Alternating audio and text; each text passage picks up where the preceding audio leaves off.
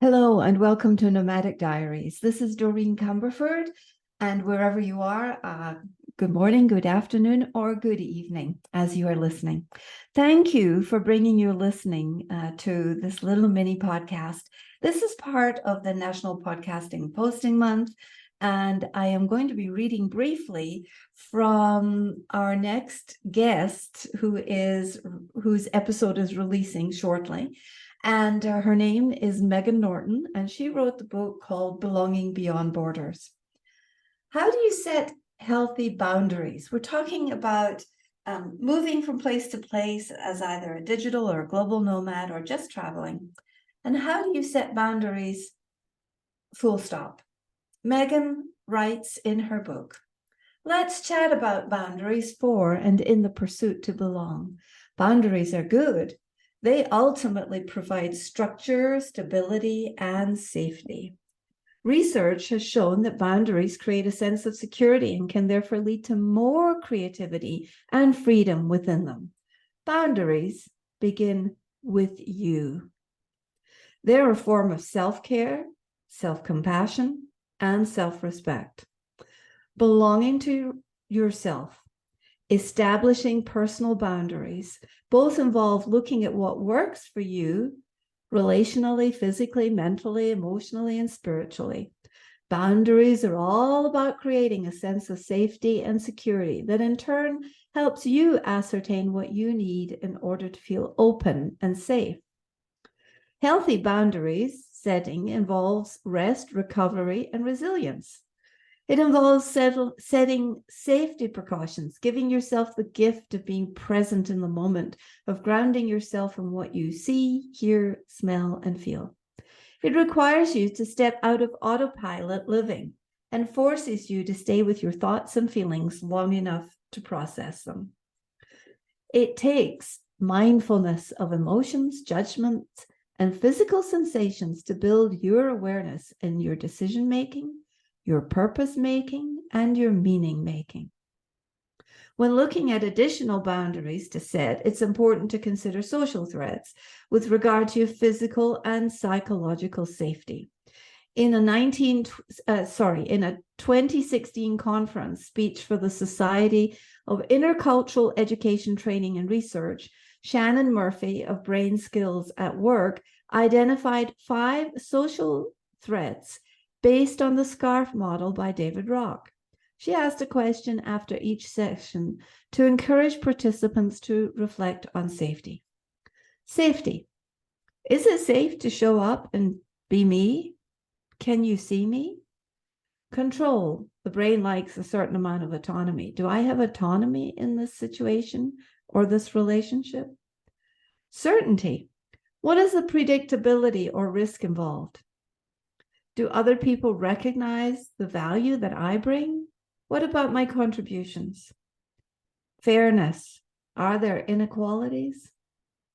Boundary setting teaches people how to treat you. It can impact how you relate to others in safe and compassionate ways. You need to manage your brain while it makes judgments and assumptions about your safety and thrivability in a situation or relationship. When you aren't feeling safe, your brain and your body go into fight, flight, freeze, or fawn mode. Learn to recognize when you are in one of these reaction modes. Indicators that you are in one of the modes include things like a racing heart, clenched fists, or having a gut feeling that something is off. If there's one thing I want you to remember from this section, it's this. Beware of people who have zero boundaries of their own and who don't respect your boundaries. Individuals who have experienced abandonment or attachment issues in childhood can sometimes desire to control or dictate boundaries for others. Their behavior is controlling, and they seek out passive people for companionship and partnership so that they can have control and power in the relationship. Beware of those individuals.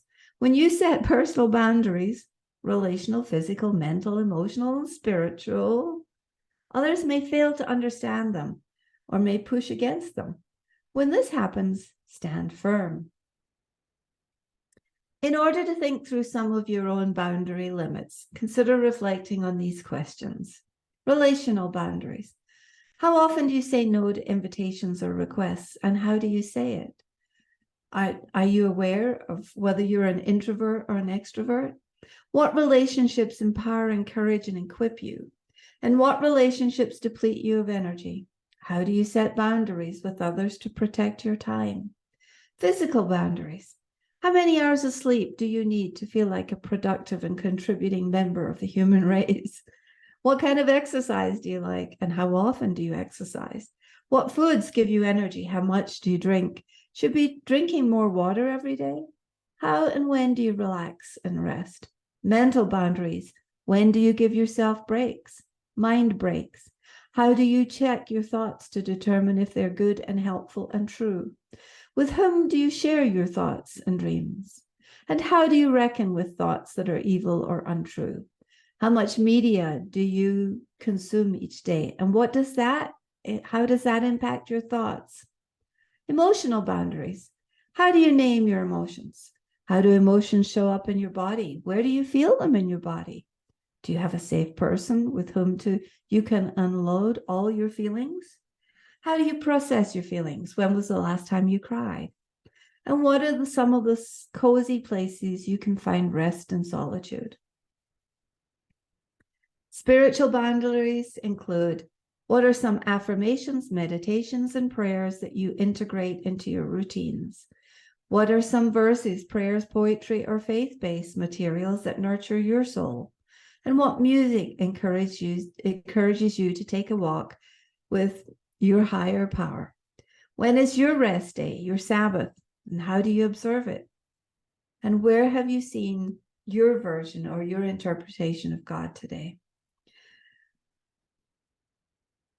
An aside, these questions are a super list of questions that Megan has delivered for you to think about how you behave and how you are and who you are in relationships. First of all, she talks about healthy boundary setting involves rest, recovery, and resilience, because yes, it takes practice.